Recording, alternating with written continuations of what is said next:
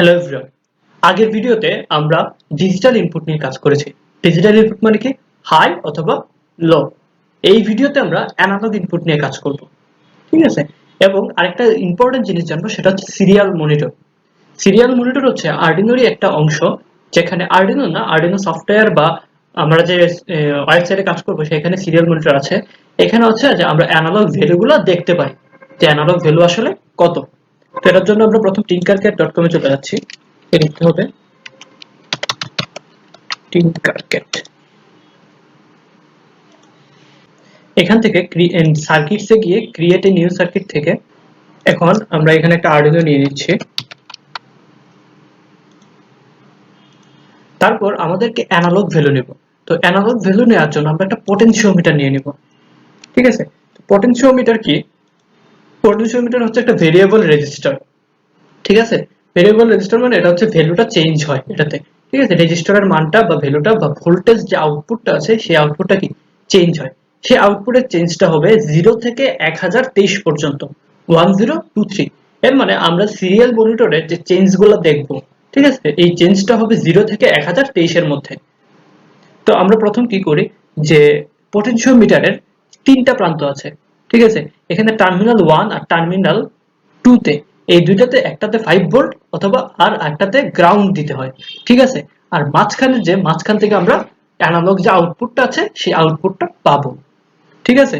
তো আমরা এখান থেকে 5 ভোল্ট একটা কানেকশন নিয়ে টার্মিনাল 1 এ দিয়ে দিচ্ছি, আর এখানে গ্রাউন্ড থেকে একটা কানেকশন নিয়ে টার্মিনাল 2 তে দিয়ে দিচ্ছি, ঠিক আছে? এখন এই পটেনশিওমিটার থেকে যে আমরা অ্যানালগ আউটপুটটা পাবো, সেটা আমরা A0 তে আরডিনোর অ্যানালগ ইনপুট হিসেবে ইউজ করব, ঠিক আছে?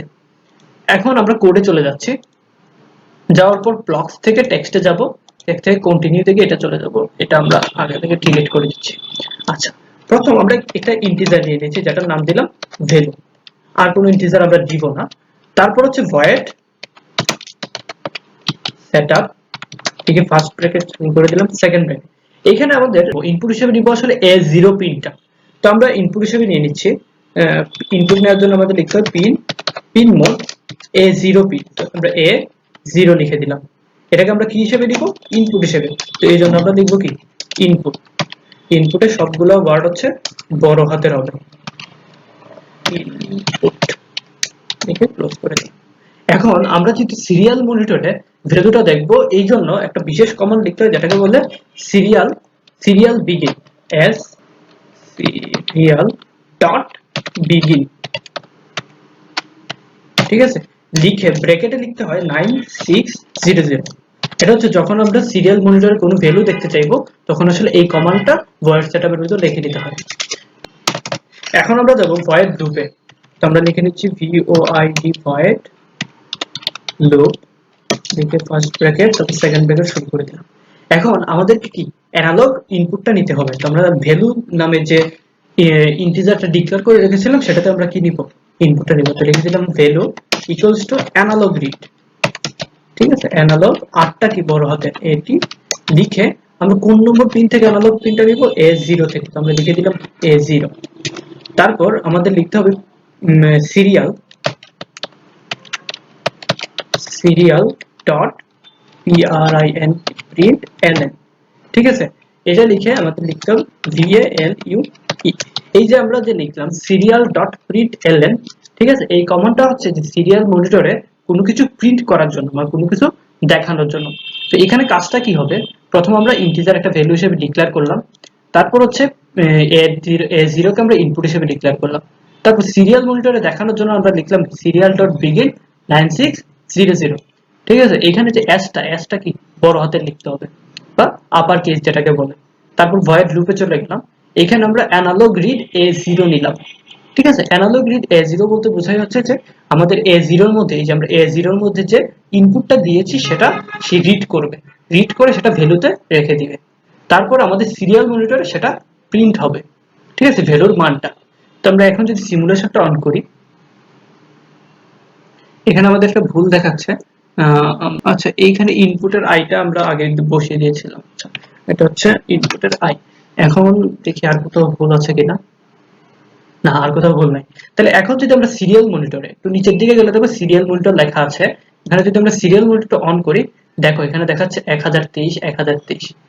এখন যদি আমরা একটু এটাকে ছোট করে নিচ্ছি, এটাকে, আচ্ছা এখন যদি আমরা এটাকে ঘোরাই, দেখো যে আমার ভ্যালুগুলো চেঞ্জ হচ্ছে। তো একবারে ওই প্রান্তে নিয়ে আসলে 0 হয়ে গেল। আমরা আস্তে আস্তে এই জিনিসটাকে ঘুরিয়ে উপরে দিচ্ছি, আস্তে আস্তে কি আমার অ্যানালগ ভ্যালুর মানটা বাড়তেছে। আর অ্যানালগ ভ্যালুর মানটা কি আমার সিরিয়াল মনিটরে প্রিন্ট হচ্ছে, যেটাকে আমরা এখান থেকে দেখতে পারতেছি। তো কোডটা যদি আবার একটু দেখি, প্রথম আমরা একটা ইন্টিজার ডিক্লেয়ার করে নিলাম, তারপর ভয়েস সেটআপের ভিতর বললাম যে A0 যে পিনটা আছে, A0 পিনটাকে আমরা ইনপুট হিসেবে নিচ্ছি। একটু খেয়াল করে দেখো যে আগের যে কোডগুলো আমরা করেছি সেখানে আমরা প্রত্যেকটা পিনকে একটা ইন্টিজার নাম দিয়ে নিতাম, কিন্তু এখানে আমরা A0 পিনটা ডিরেক্ট বা সরাসরি নিয়ে নিয়েছি। এটা আসলে করা যায়, তুমি ইচ্ছা করলে একটা নাম দিতেও পারো, অথবা নাম না দিয়ে সরাসরি A0 বা A1 বা যে পিনটাই নিবা 3 4 5 6 সেটাকে ইনপুট হিসেবে বা আউটপুট হিসেবে ডিক্লেয়ার করে দিতে পারো। ঠিক আছে?